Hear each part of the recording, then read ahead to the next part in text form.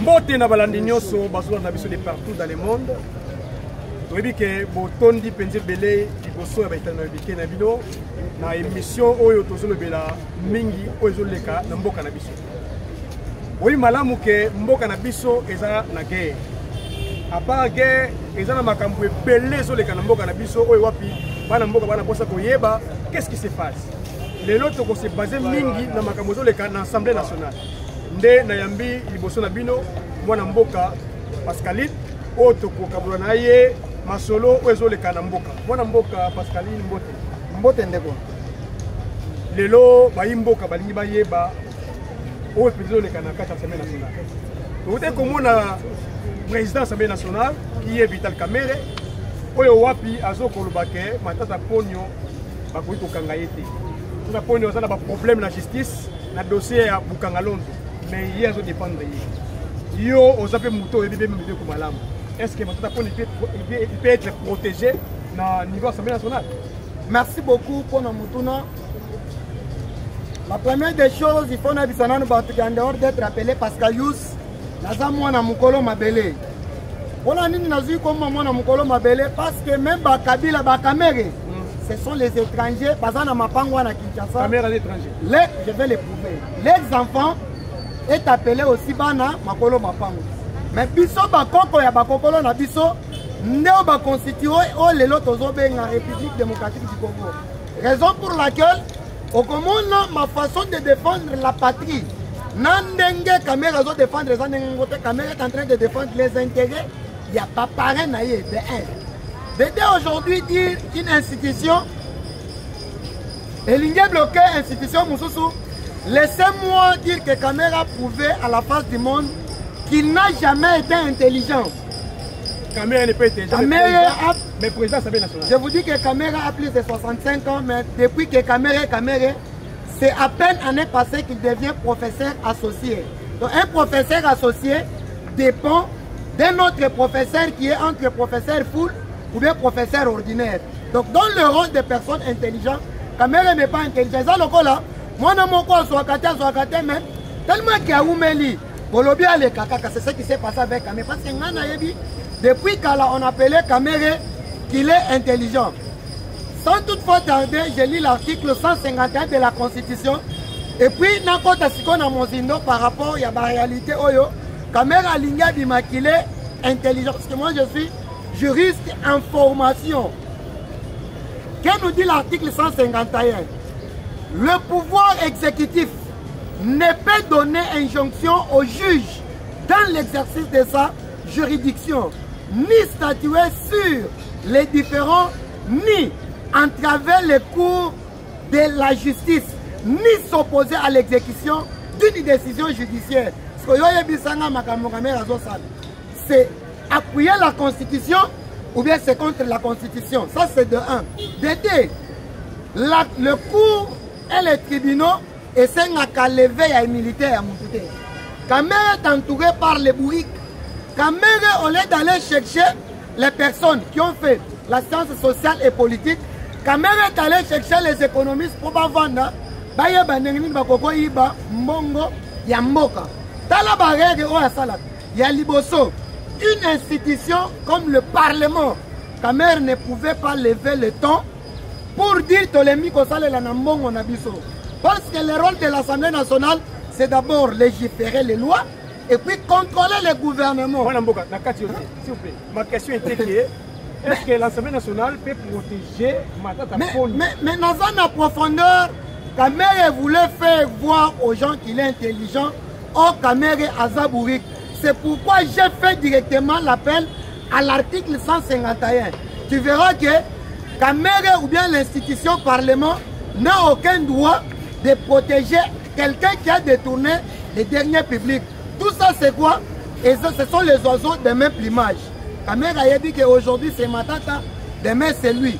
Et puis l'Amérique, ce que Caméra est en train de faire, c'est servir son parrain qui est Paul Kagame.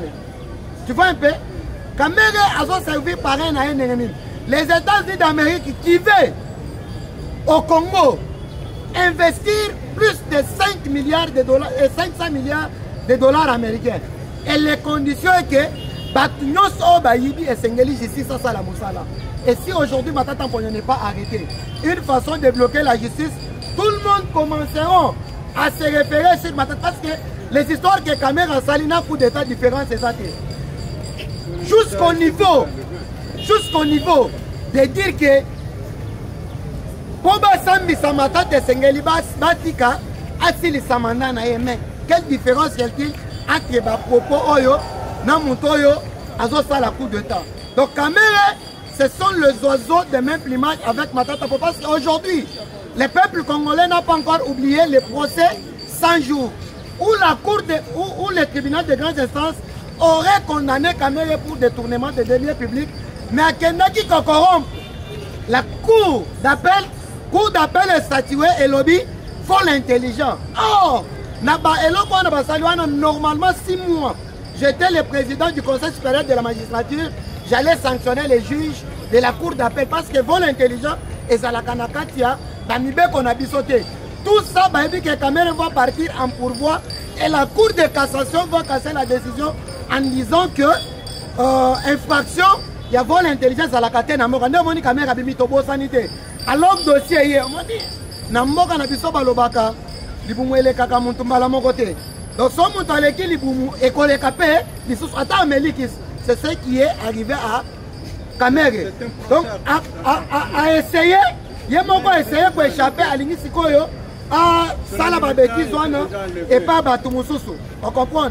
Donc Kamere, croyez-nous qu'à bloquer la justice, et puis j'encourage les députés nationaux et les RTM pour avoir levé les temps que si tu essaies de bloquer le cours, Bisopé Torosala Nini Tokolongola. Voilà Mboka Pascaline, je crois, que tu as autant le président Mingi pour expliquer pourquoi Kamere a bloqué la juger. Mais Mingi Mboka Congolais, IDPS, Telemela, Yango. Ok. Vital Kamere a Moutamibeko. Ce qui est le président de l'Assemblée nationale, c'est que vous avez Bibeko. Parce que vous avez ça, un article autant que non, l'Assemblée nationale ne peut jamais et que de protéger Moutoyo Aibi Mbongo ya l'État.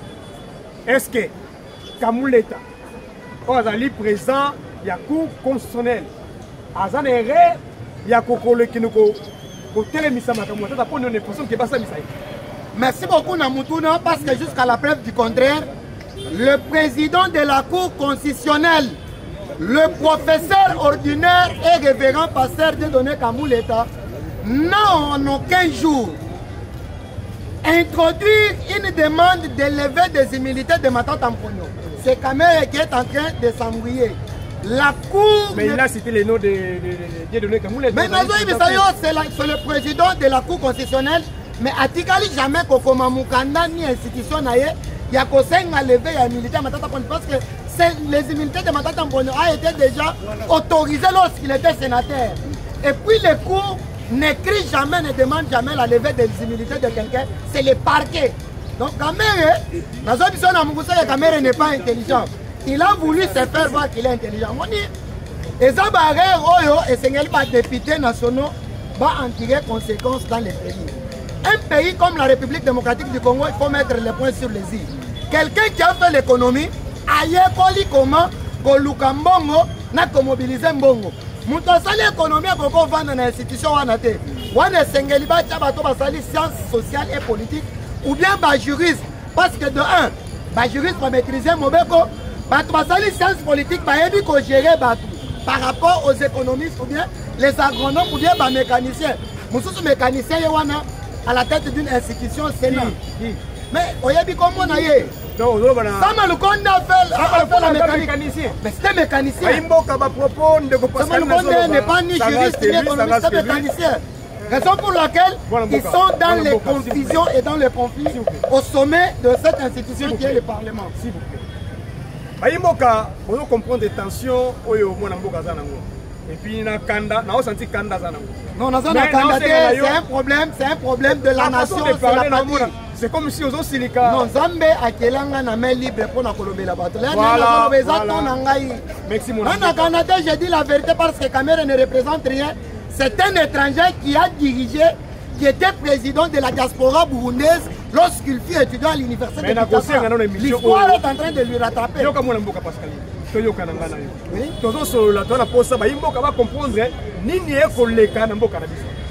Mais na osenga na yo retirer ba parole na yo ya kobenga Sama Lukonde mécanicien. Non. Na bengi mécanicien te kendo tanga CV ya Sama Lukonde. Sama Lukonde, ses études humanitaires, il a fait la mécanique. Même à l'université, il a fait la mécanique. Même si à quelque chose la biloko mususu rappelle mes vocations na ye omoni lelo yoka omoni lelo ndenge na lamukaki depuis bon mwana. J'ai toujours aimé d'être appelé maître. L'air na silisi humanité malgré na zimwa tamogo muke, mais aujourd'hui je suis aux facultés de droit. Je suis en LD aux facultés de droit. On comprend. Et ça vocation na ngai. Je ne serai pas un juriste local à l'élo kamele soka loba kende ko la mobeko. Ya zo linga ko la pour ka richi avimbi sa CV na ye. Donc on kozala même pas na taille à kotanga. Mwana mboka, s'il vous plaît. Donc na koloba penza ndengo tangi mibeko. C'est Vital Kamerhe a violé. Je vous dis que Kamerhe a fait ce que nous, peuple congolais, les députés, on ne peut jamais pardonner. La Bible dit, la justice élève une nation.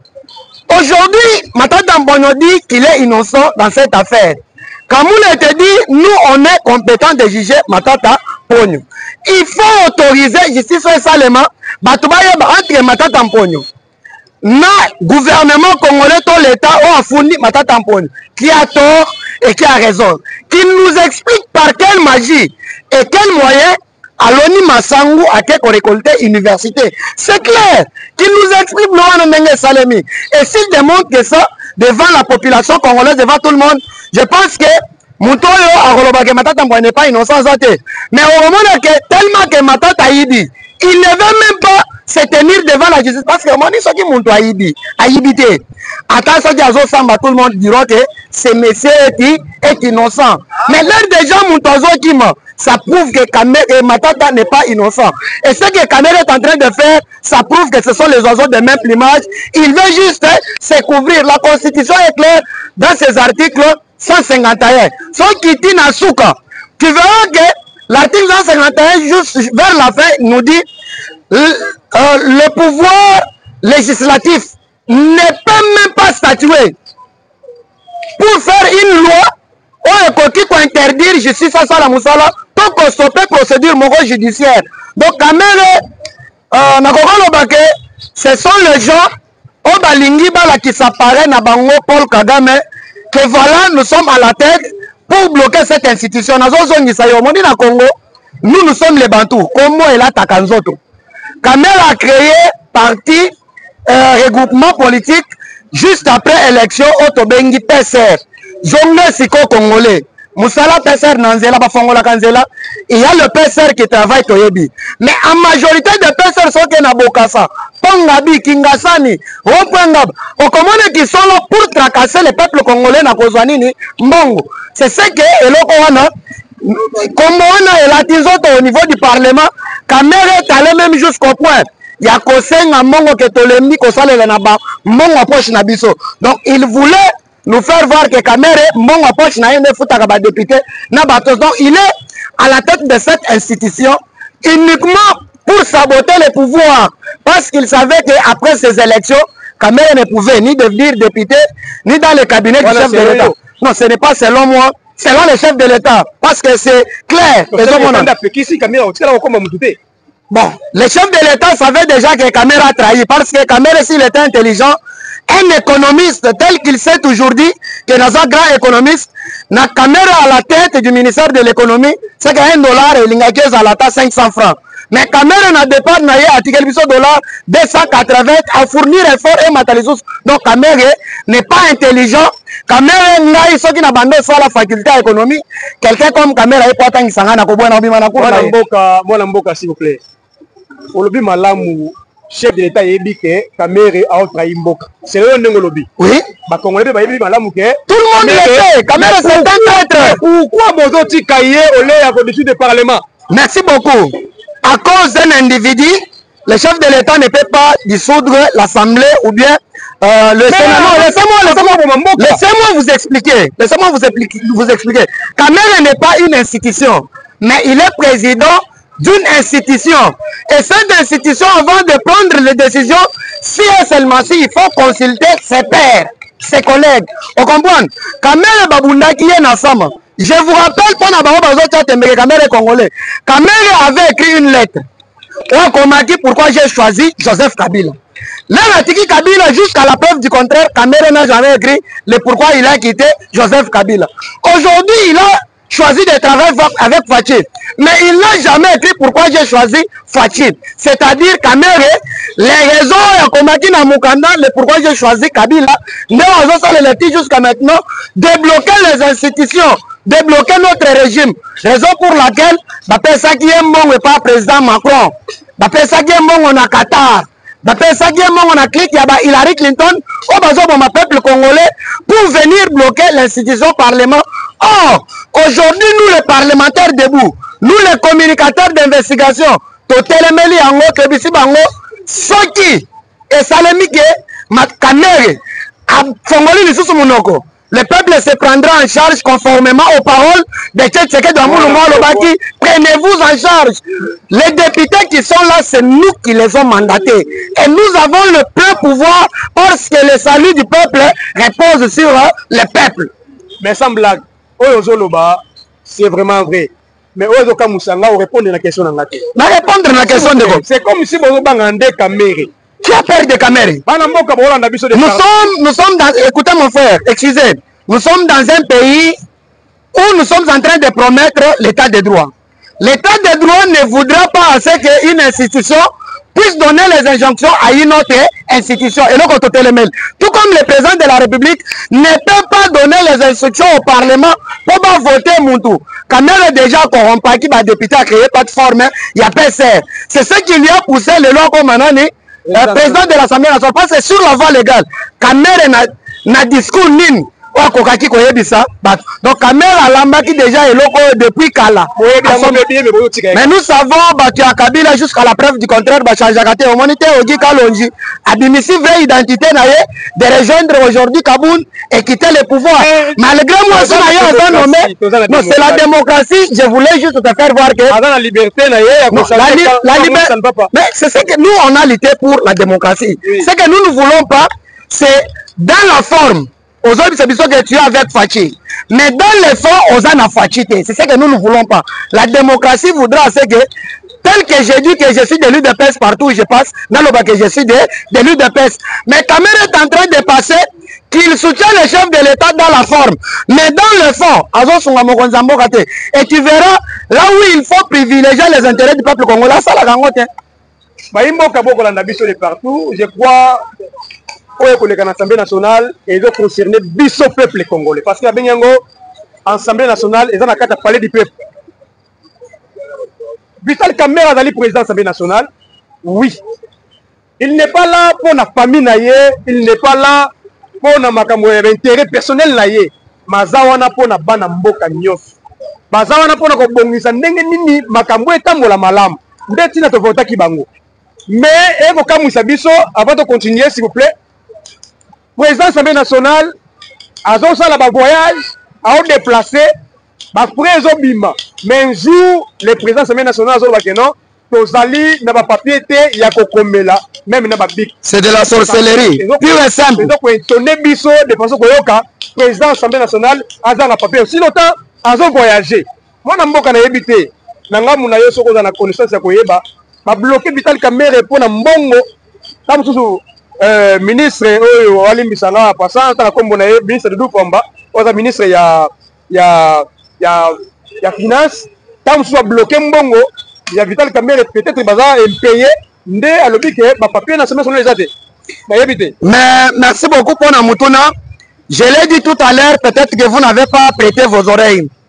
Vital Kamere a voulu prouver à séparer. Quand je dis séparer, je vois directement Paul Kagame. Je vois directement Emmanuel Macron. Je vois les clics d'Hillary Clinton, Obama et Joe Biden, les ennemis du peuple congolais. Et là, laissez-moi démontrer. Je suis en train de démontrer, oui. C'est beaucoup. Parce que toi, aujourd'hui, tu as écouté bien le message du Trump après avoir chassé le chargé de la sécurité du maison militaire au niveau du Maison Blanche. Trump Alobinin, je vais d'abord m'occuper de la situation de la République démocratique du Congo. Je vais voir clair parce qu'il y a de ces contrats qui n'étaient pas signés avec l'État américain, mais avec les individus américains. Je ne suis pas là-bas. Mais Kamere voulait montrer à ses pairs que je ne suis pas avec Félix. Voilà, il faut initier un mitema. D'ailleurs, nous, on ne veut même pas que le président finance cette bande de l'Assemblée nationale qui n'est qu'une bande de conspirateurs où il n'y a que deux personnes qui ouvrent leur bouche à l'intérêt du peuple et défendent les intérêts de la nation. Là, je salue en passant Eliezer Ntambwe qui n'a jamais fermé sa bouche. Et je salue également Daniel Asselo qui a cadré Kamere, sans oublier Godem Poyi, qui a montré à la face du monde que Kamere n'est pas intelligent. Et si on compte les professeurs aux facultés de l'économie au Congo, on ne cite pas les noms de Vital Kamere. Kamere a lobby Magamwaba papier pour que le peuple a montré que Félix appelle ça député Mbongote. D'ailleurs, mais lui devrait ouvrir la bouche pour dire que toujours fouta ba député mbongo to fouta ba député Kamere ndi appelle ça. Mais au lieu de dire ça ba papier aya atanga na yo ram ya papier ça combien $5 to $5. Mais mbongo na biso ya 100 jours. To ebi côté kenda kite. Alors on remonte que Kamere veut se faire laver la place Sengeli commis chocolaté. Les lots à côté ils sont à potopoto pour bloquer une institution. Kamere aujourd'hui a Fongoli Munoko pardon de qu'on a Fongola Guéné wana mbala. Kamere Lobby Kamuleta est le président de la cour constitutionnelle, il n'est pas la cour constitutionnelle. Bisoto Telungi Totunaye. Bon, lui, quand il veut sécuriser Matatampon, c'est lui le parlement ou bien il est le président de l'Assemblée nationale. Tu vois que Kamere est en train de se contredire. Lui pense que c'est lui l'institution parlement. Or, il est membre de l'institution parlement comme Kamoulet. Mais Kamoulet a répondu rien, à réfléchir. Tu vois le raisonnement des juristes et celui d'un économiste et d'un mécanicien ou bien d'un agronome, c'est différent. Un juriste, quand il parle, j'ai donné une référence dans le texte légal du pays qui est la Constitution. Quand Moulet a répondu à l'objet, article 51, alinéa 2 et à la fin, et l'objet boy. Après ce devoir, si Kamere était intelligent et sage, il devrait revenir au plénière pour dire qu'Amouleta, vous avez parfaitement raison, Tchanase, Salam Salanayo. Mais tellement que c'est un agent des membres du PPRD et qu'il aurait écrit pourquoi il avait choisi Kabila. Namoni Azo Potana. Makambo Torisa Batokalake Moutamba n'est pas des nôtres. Moutamba est venu dans le populisme.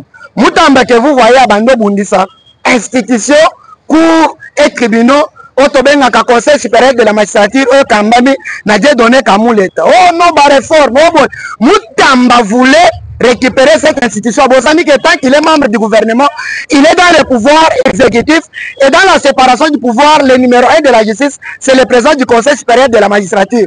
À Kena Guerrao, leur bataille, il nous a sali réforme. Aujourd'hui, au moment où on est tombé, bah, sali réforme appliquée à Taïlo Mogo, tu verras que Moutamba, en tant qu'ancien membre du PPRD, Balinga qui va récupérer la justice, Kamera bloqué non, mais mon frère, personne ne paie jamais les origines.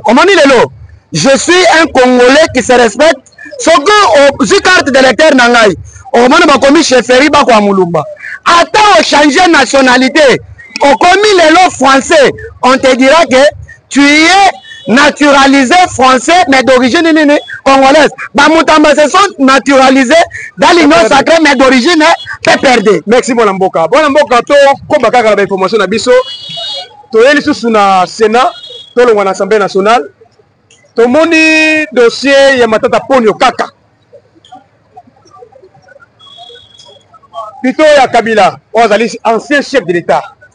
Molimbi Sibanamboka. Tomoni ni kamwetali immunité.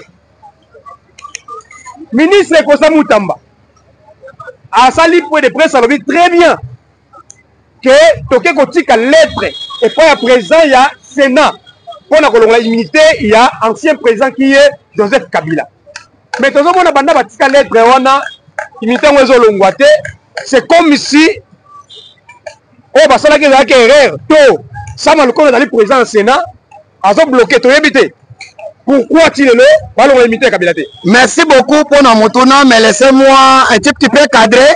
Le ministre de la Justice n'a pas le pouvoir de demander la levée de l'immunité de qui que ce soit. Mais le ministre de la Justice instruit l'autorisation, il y a poursuite judiciaire, il y a quelqu'un selon la compétence. Donc, il aurait demandé que la haute cour militaire ouvre un dossier pour Joseph Kabila. Yoka Sikoyo, na Ucholo Barawa. Aujourd'hui, tu es congolais, de père et de mère. Attends, changer nationalité au commis américain, on t'appellera, tu es américain d'origine congolaise. Tout comme les Moutamba. Aujourd'hui, se sont naturalisés Tshisekedi. Mais leur origine, ce sont les... Yoka, mon frère, c'est là où je vais. Je vais. Celui qui a commencé le dossier Kabila, c'est Constant Moutamba Toulouka. Et ceux qui Toulouka, ceux qui n'ont pas évité, parce que ce sont les gens du PPD, au gouvernement d'Union Sacrée, que les chefs de l'État cherchent les patriotes et non les fils du pays. Parce qu'il y a les fils du pays qui sont des traîtres. Mais un patriote peut mourir pour la nation. Omoni Moutamba, il ne pouvait pas faire un point de presse. Il pouvait juste faire note technique ou bien note administrative à PC. Auditeur. Non, il y a qu'aucun sénat. C'est l'auditeur qui aurait écrit na Samalukonde. C'est là où je t'ai dit, les députés qui seront élus, ou bien ceux qui vont dire, va tenir compte de Bato à la tête des institutions. Au moment où tout ce qui est à l'université, sali science politique. Donc, à ce qu'il y a comment on dirige, na kosala maram. Ce qui m'a sali droit, à quel la nérénie et fonctionnera. Ça, c'est une erreur, une bêtise, de prendre un mécanicien et le mettre à la tête d'une nation. Un. Et à la tête d'une institution qui est Sénat. De deux, allez-y réfléchir. Kabila n'est pas poursuivi en justice pour les infractions qu'il aurait commises comme ancien président de la République. Mais il est poursuivi comme étant sénateur. Au moment du place de César, Kabila est poursuivi en tant que sénateur. Lorsqu'on est en train de poursuivre un sénateur, ses immunités élevées au niveau du Sénat. Tu vois, si c'est un ancien président, le col Félix à commettre leur infraction, je donne l'exemple. Pour juger un ancien président de la République, dans ces infractions commises en tant que président de la République, là maintenant il faut réunir les deux chambres, le Sénat et le Parlement. Les Bako se réunir en congrès, les trois quarts doivent autoriser cette poursuite judiciaire. Mais Kabila a commis cette infraction en tant que sénateur. Et Sengeli Sama a convoqué plénière, Aye Banakosala Nini Kolongola levé, il y a immunité, il y a Joseph Kabila. En dehors de la constitution qui est la loi fondamentale du pays, nous avons les lois, nous avons les ordonnances lois, nous avons les lois portant administration, il y a tel éloque, tel éloque. Alors ils doivent faire les références na Babylone, un mécanicien, à la Kalamukakaneri, na go fongola boulon. Mais aussi, Mouton a dit que fongola boulon, au tient à la tête, il y a Sénat. Toi, tu penses que, à communiquer la mission, mon maman là, pourquoi ils ont freiné pour leur immunité? Non, il freine, j'étais déjà répondu dès le départ que, à Talelo, au commis, à ta belge, belge d'origine nani. Mata, écoute, Sama Lukonde, il est dans l'union sacrée, mais d'origine PPRD. Donc ce sont les oiseaux de même plumage qui fournissent les efforts de bloquer les institutions du pays. Pourquoi? Parce que dans leur règne, ils avaient échoué. Merci mon Mboka. Mais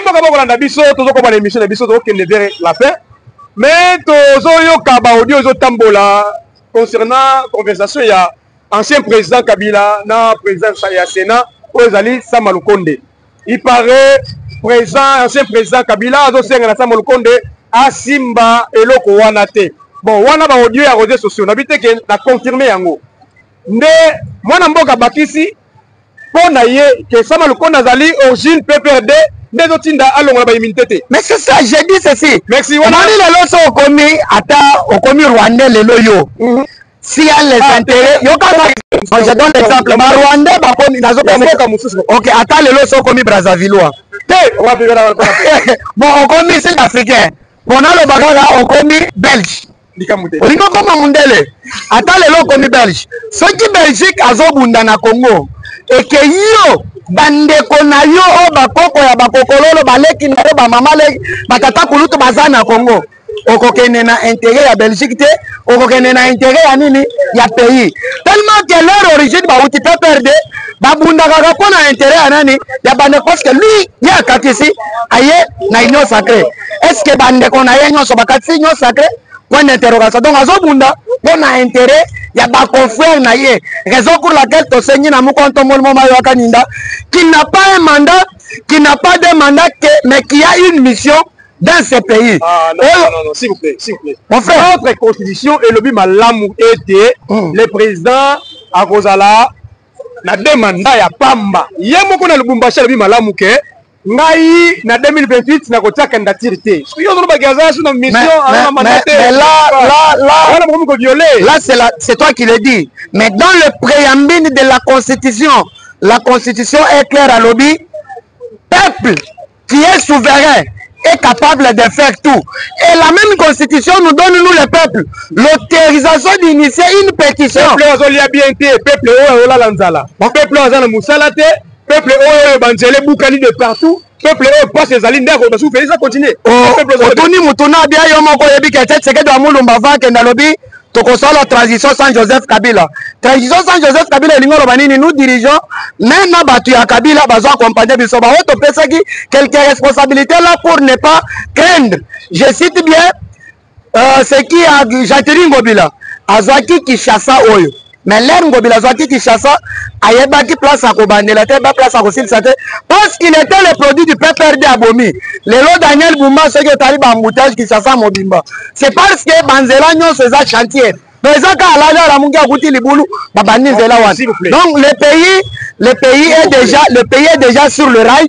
Alors l'air yozolo ba ke mboke kufi misale zate là c'est toi qui le dis. Non, s'il vous plaît. Tozanga ba congolais. Tozobika na kati ya Congo. Yo obi malamu ke chef de l'État a une mission, a un mandaté. Oui. Na tout yo motuna ye moko le baike a ko postuler yo bi ke non peuple ako mon frère pardon c'est non répondre yo je risque d'oublier le simple on le beli boy j'ai une réponse sur ça déjà yo ka on na zo le banane peuple le biboye yo bi ke peuple ko reli a ko chef de l'État a continuer ya na tout motuna lelo tozo mona banzela ya ko bukana peuple azola lanzala de là ezala likolo ekitana nous te non ça totala totamboli pena Congo mona que non il y a la souffrance parce que quand même peuple ono ba que non ba mona ba kozonga sa pays na pouvoir est-ce que c'est possible? Merci beaucoup pour Namutuna, je vais te répondre avec les exemples typiques terre à terre. Au Maniner bakendaki Genève opposition chef de l'État leur babimisaki Fayulu Fachi na munoko na ya lobaki c'est la démocratie, nous allons s'incliner, nous peuple, nous combattants, nous les gens qui ont lutté au bakoko batata na biso bakufi dans cette lutte tolobi wana yo muntolobi retirer signature kende postuler en tant que candidat yoka mon frère nazo répondre na mutuna na yo toyebisa ye retirer signature na yo postuler président de la République parce que biso nde to mandaté yo na opposition aujourd'hui le pouvoir que Fachi aza eza famille na yete eza effort na yete parce que pouvoir ya ye moko atekelaki Fayulu. C'est le pouvoir qui lui est mandaté par le peuple congolais. Mais leur Moutalobi, Fachalobaki, c'est la démocratie, on n'a qu'à s'incliner. Banan Batuma Bapide pour retirer cette signature. Et Zanganayo. Donc pouvoir, non, s'il vous plaît. Au Congo, laissez-moi dire que ce n'est pas seulement l'UDPS qui a lutté pour ce pouvoir, mais c'est le peuple congolais. Parce que Batouzo va voter Fachi. Bazaka Bamamra UDPS. Fachi a été élu par le peuple congolais. Ba Congolais Basilika. Balobi jamais bisoto koko mandaté comme président na idéologie ya papa na yo donc le mandat que Fachi aza est un mandat au peuple to pesier. Donc yeso dia lobi na sukela to ko balisou na nzela na bapine to lobi Fachi continuer mandat mususu et puis Fachi ayo que la kabas non ce n'est pas lui de pes les Congolais. Merci Mwana Mboka. Tebeza ngonga bayimboka tozo kene vers la paix tozo citer na question oyo ya suka. Hein, question ya suka. Tomona ki monsieur Fayulu Denis Esanga tomoni lisusu ndeko oyo Moïse Katumbi mwana mboka congolais ya solo solo, tomoni lisusu Joseph Kabila l'ancien chef de l'État baye koloba likambo eta lisusu ke tosolola. Donc bango basolola c'est baosenga dialogue entre ye bango na chef de l'État. Aussi longtemps balobaki bon que Félix a démissionné, Azo Kokate a démissionné, mais le long balobi que non il peut pas solola. Na yebite mwana mboka yo za la pouvoir, mais opposé va sengi dialogue. Mais pourquoi bozoboya? Merci beaucoup pour la motona. Il faut dialoguer entre familles. Oui. On ne peut pas dialoguer avec les étrangers. Laissez-moi démontrer. Non, parlez. Imaginez Fayulu Batounier na Sainte-Thérèse au Botami Wapi. Alobi na Botami na Njili na quartier 15. Mais année ya Botami na quartier 15 ezalakite. Likamweza wana ça prouve déjà qu'il n'est pas congolais parce que nenge na zaboye. Ceux qui ont tourné au Botami Wapi, je vais les démontrer facilement. Vraiment. Depuis que moi j'ai connu Fayulu, natikali au moins même pas dans les réseaux sociaux, Fayulu a été matanga, yande konaye a koufi. Mais non lobby, il a une famille, mais cette famille là qui n'est pas congolaise. Parce que comment expliquer? Tu es un Congolais qui se soucie pour le peuple congolais. Je ne peux pas entrer dans l'intimité de quelqu'un. Excusez-moi. Aller jusqu'au niveau d'épouser une femme camerounaise. Pour ceux qui l'ont bien RDC a eu problème dans le Cameroun.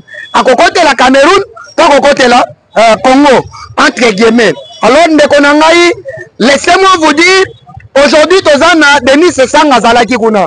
Tout le monde sait l'histoire de Denis Sesanga. Combien de Congolais ont Denis Sesanga Bomaki lorsqu'il était dans la rébellion? Combien? Aujourd'hui, tu vas me parler de Moïse Katumbi. Vous allez m'expliquer par quel moyen Moïse Katumbi qui est congolais, mais moi Nanaye, député Nazami, par quel moyen? Donc tout ça, ça prouve que ce n'est qu'un bande des étrangers ou multinationaux qui ont utilisé pour diriger mon cannabis. Mais je te dis, c'est une bande des étrangers. Zongana histoire à Congo. Le premier habitant du Congo, c'était les Pygmées. Bien sûr que nous tous, nous sommes des venants. Mais comment malgré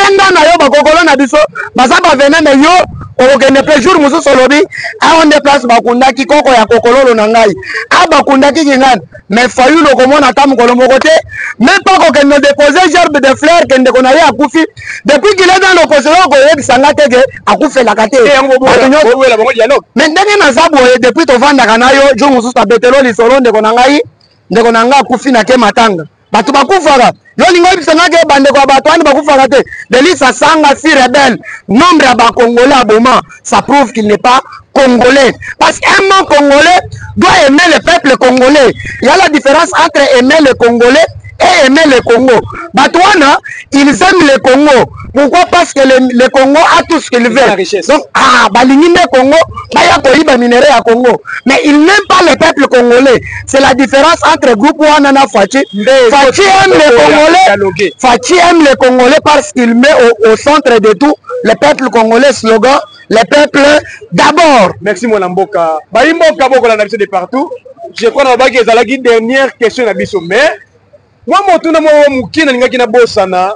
Tomoni ba chef ya religion na biso ya catholique cardinal Mbongo pour vous informer, je crois besoin d'information. Il paraît ngaki aza la pe candidat na voter comme pape mais ba poni moto mususu cardinal Mbongo ba sangai na SCC bazo luka bino nyo sobo sanga lokola ba congolais ba ke plus loin ko kene bokuta na ba wazalendo pona koluka batika kobunda. On a la question sur le cas d'émission. Na yebité d'après yo démarche wana o basali nzambe basali nzambe bazo sala eza malamu to mabe to batika to bakoba na yebité baza basali nzambe. Merci beaucoup ndeko nanga pona mutuna ngana ko répondre yo que na ko répondre que parmi ces bandes là il n'y a aucun serviteur de Dieu un. De Bible yango moko ngate Bible yango moko lobi vers le temps de la fin batu mususu bakoya lokola basali or baza basali te entre guillemets. Vous pouvez m'expliquer na tuna kati lelo bayela biso église catholique yo lingo kumisa wana yoka olobi basali nzambe. Je vais vous poser la question oyo mutu dozo kendo vérifier bayela biso Apollinaire Malumalu comme monsieur l'abbé tokendaki na investigation akoma nganga nzambe na diocèse nini bakomisi ye prêtre catholique na paroisse nini na ane nini ti lelo eyebanaka te mais bato bayeli biso malumalu c'était l'église catholique leur malumalu alobi l'état est venu de dire la vérité tomonaki liso malumalu te akufi baye koyela biso mutu mosusu Ngoi Mulunda appuyé par l'église catholique le même Ngoi Mulunda qui était parti dans la rébellion mais kobima abimi président ya seni directement église méthodiste kabwani ekomi mibale soki église na ye ezalaka awa na commune ya Kinshasa bato bakotaka lisusu te bayeli biso oyo akomi rebelle Corneille Nangaa soutenu par l'église catholique wana batangelaki biso Romains 5 que soyez soumis yokandeko mais c'est nayebi biso c'est un bande omoni bato nyonso wana il y a l'église de réveil et l'église catholique ndenge bazotambola wana okomona ke SSC ndenge baza wana nde bato baza origine ya baéglise de réveil lelo nde bazoreprésente église de réveil bato wana baapuyaki Corneille Nangaa aujourd'hui qui est en train de tuer le peuple congolais qui pose la question tu sais que Dieu Seigneur toboma combien pour que to solo là c'est un bande de figurants un bande de conspirateurs il n'y a aucun serviteur de Dieu moi to loba makambo wana ezate parce que ceux qui bazalaka basali j'allais te répondre c'est un bande ils n'ont aucun démarche à l'intérêt du peuple congolais.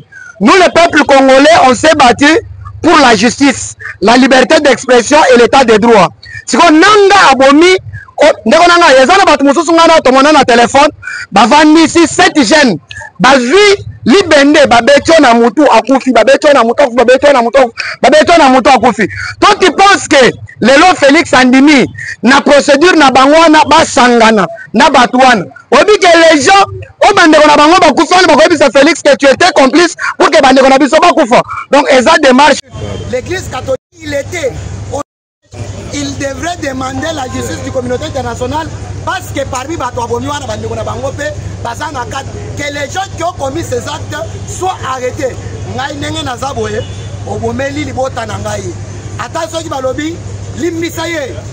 C'est dans la forme, c'est pourquoi même j'ai pardonné. Soit seulement l'exemple que qui maman propre propre,